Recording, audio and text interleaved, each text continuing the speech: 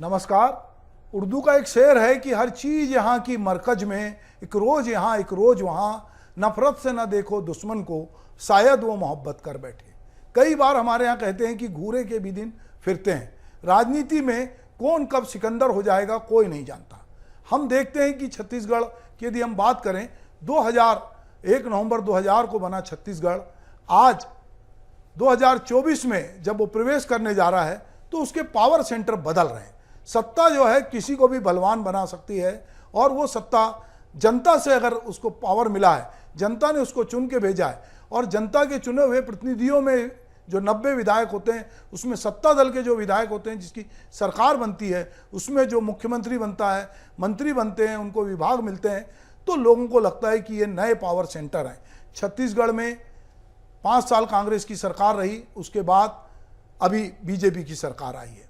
BJP की सरकार आने के साथ वो मध्य प्रदेश में भी आई, राजस्थान में भी आई, और इस बार की सरकार में बड़ा उलटफेर दिखा कि बहुत सारे नए चेहरे जिनके बारे में किसी ने उम्मीद नहीं की थी, या जितनी कवायद मीडिया या राजनीतिक सलाहकार लगा रहे थे, वो चेहरे से इतर चेहरे जब दिखाई दिए और कुछ मिले जुले चेहरे दिखे, तो लोगों को लगा कि अब ये नए तरह का एक पावर सेंटर बन रहा है। वैसे बीजेपी में सबसे पावरफुल यदि कोई व्यक्ति है तो सब जानते हैं कि मोदी है, तो मुमकिन है। मोदी की गारंटी पर लोगों ने वोट दिया है। पर चाहे मोदी हो, चाहे भाजपा के अमित शाह हो, या उनकी पूरी मंडली हो, जिस तरह से वो मीडिया मैनेजमेंट, माइक्रो मैनेजमेंट कर रहे हैं और नए तरह के मिथक गढ़ रहे हैं, लोग ये उम्मीद भी नहीं लगा पा रहे हैं कि किसको क्या मिलेगा। तो मैं बात कर रहा था छत्तीसगढ़ में विष्णुदेव साय, जो पहले आदिवासी मुख्यमंत्री के रूप में बने हैं, और उनके मंत्रिमंडल में विभागों का अब बंटवारा हो गया है। बहुत दिनों तक लोग प्रतीक्षा कर रहे थे।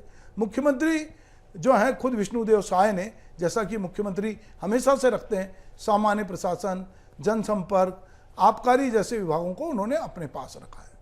और ये एक परंपरा सी बन गई है कि कुछ विभाग जैसे जनसंपर्क है जो छवि गढ़ने का काम करता है, जीएडी जो है वो आईएएस, आईपीएस और बाकी ब्यूरोक्रेट की नकेल कस के रखता है, उनके तबादले करता है। तो ये विभाग अमूमन मुख्यमंत्री के पास होते हैं।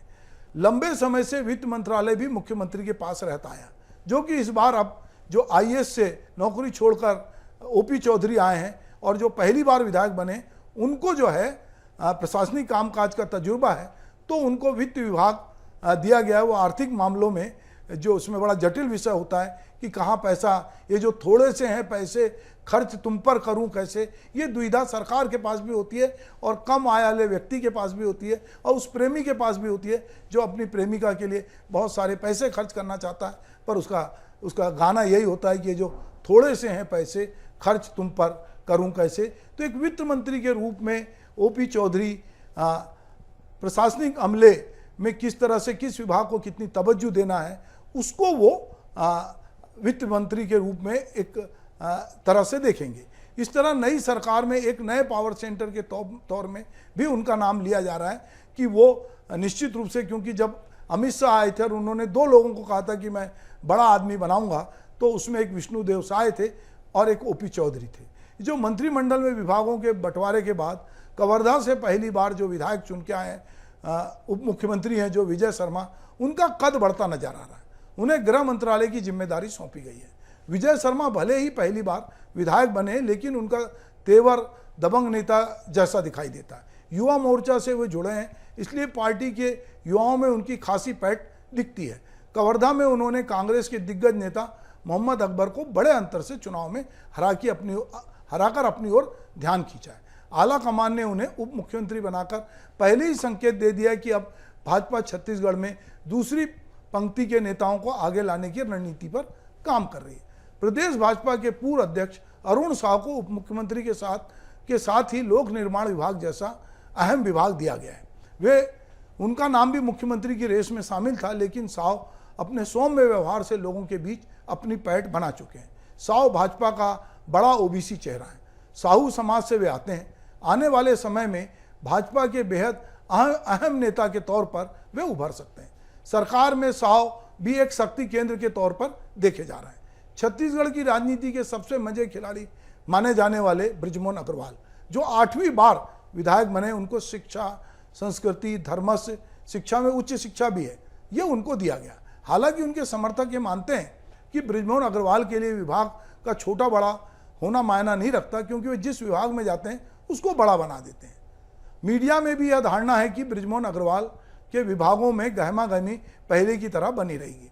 इसका उदाहरण रमन सरकार में देखने को मिलता रहा है। नतीजे आने के बाद जिस तरह से उन्होंने आक्रामकता के साथ परिचय दिया और अपनी छवि बुलडोजर वाले नेता की बनाई, इससे अंदाजा लगाया जा सकता है कि राजधानी जो है उसकी राजनीति की धुरी में बृजमोहन अग्रवाल रहेंगे। बृजमोहन अग्रवाल का व्यापक जनाधार है, वो सबसे लगातार 8 बार जीतने वाले विधायक हैं और वो बहुत सबके कहना चाहिए कि किसी भी तरह के आयोजन हो, अगर आप उनको थोड़ा भी जानते हैं तो देर रात हो पर वो पहुंचेंगे, और ये उनकी सहजता है। यही वजह है कि वो एक अजात शत्रु की तरह 8 बार में विधायक 8 बार के विधायक हैं। इस मंत्रिमंडल में 2 आदिवासी नेता और जो पहले भी मंत्री रह चुके हैं रामविचार नेताम और केदार कश्यप को भी अहम जिम्मेदारी दी गई है। भाजपा ने अपना प्रदेश अध्यक्ष किरण सिंह देव को बस्तर से चुना है। इसके बाद भी बस्तर में भाजपा की राजनीति का केंद्र केदार कश्यप होंगे। वैसे भी कश्यप परिवार लंबे समय से बस्तर में भाजपा की कमान संभाले हुए हैं। उनके पिता बलिराम कश्यप बहुत बड़े नेता थे। इस बीच में विक्रम उसेंडी, लता उसेंडी, महेश गागड़ा जैसे नेता सामने आए और खुद को आगर लेकर भी आए, लेकिन एक बार फिर केदार इस मामले में सब पर भारी पड़ते नजर आए। केदार कश्यप अपने पिता की ही तरह आक्रामक नेता तो नहीं है, लेकिन उन्हें सरकार में रह के काम करने और कराने का खासा तजुर्बा है। इसके बाद जो नेता मंत्रिमंडल में शामिल हुए हैं उनमें दयालदास बघेल को पहले भी मंत्री बने रहने का अनुभव, उनके पास पर्यटन संस्कृति जैसा विभाग भी था। दयालदास बघेल जमीन से जुड़े नेता हैं, लेकिन राजनीतिक रूप से वे किसी तरह के पावर सेंटर कभी नहीं रहे और अब भी वह ऐसे नजर नहीं आते। बाकी नेताओं का कद तो बड़ा है, लेकिन उन्होंने अपने कामकाज से अभी अब खुद को साबित करने की चुनौती होगी। फिर भी ये कह सकते हैं कि प्रदेश की राजनीति में कुछ नए पावर सेंटर बने हैं और पुराने सेंटरों की भूमिका बदल रही है। नए शक्ति केंद्रों के बीच देखने की वाली बात यह होगी कि भाजपा अपने उन दिग्गज नेताओं को क्या जिम्मेदारी सौंपती है जो मंत्रिमंडल में जगह नहीं बना पाए, जो चुनाव हार गए हैं, लेकिन पिछले 5 सालों में भूपेश सरकार के खिलाफ संघर्ष में बढ़ चढ़कर जिन्होंने हिस्सा लिया। भाजपा नेतृत्व ने जिस तरह तीनों राज्यों में मुख्यमंत्री का चयन किया, उससे साफ संकेत मिलता है कि केंद्रीय नेतृत्व की भूमिका पहले से ज़्यादा होगी। तभी इन राज्यों के नए नामों में जो मुख्यमंत्री जो बनाए गए हैं वो हम देखते हैं कि एक चौंकाने वाले नाम थे जो पहले से चर्चा में थे, वो नहीं बनाए। तो छत्तीसगढ़ की राजनीति 2024 के जो चुनाव हैं लोकसभा के, उसमें ये जो नए मंत्री बने हैं और जो नए पावर सेंटर हैं वो किस तरह भाजपा का परचम फहराते हैं, और उनके सामने भूपेश बघेल जैसे एक जमीनी नेता हैं जिन्होंने पूरे छत्तीसगढ़ में एक नया जनाधार बनाया है, वो भूपेश बघेल और बहुत सारे जो नेता हैं कांग्रेस के, चरणदास महंत जैसे भी नेता हैं, इनके बीच में भाजपा का ये जो नया नेतृत्व है, जो नए पावर सेंटर हैं, वो किस तरह से अपनी धमक बनाए रखते हैं और ब्यूरोक्रेसी जिसको कहा जा रहा था कि जो बेलगाम हो रही थी उसको किस तरह से लगाम कसेंगे ये, और आपसी समन्वय में 2-2 उप मुख्यमंत्री, मुख्यमंत्री, फिर बहुत सारे मंत्री, तो नए नए पावर सेंटर अपने पावर दिखाने में लगेंगे या राज्य को, जैसा कि वो कह रहे हैं कि हम इस राज्य को बहुत आगे ले जाएंगे। और मोदी का जो विजन भी है, जो बार बार मोदी जी कहते हैं कि हम 2024 नहीं, 2029 नहीं,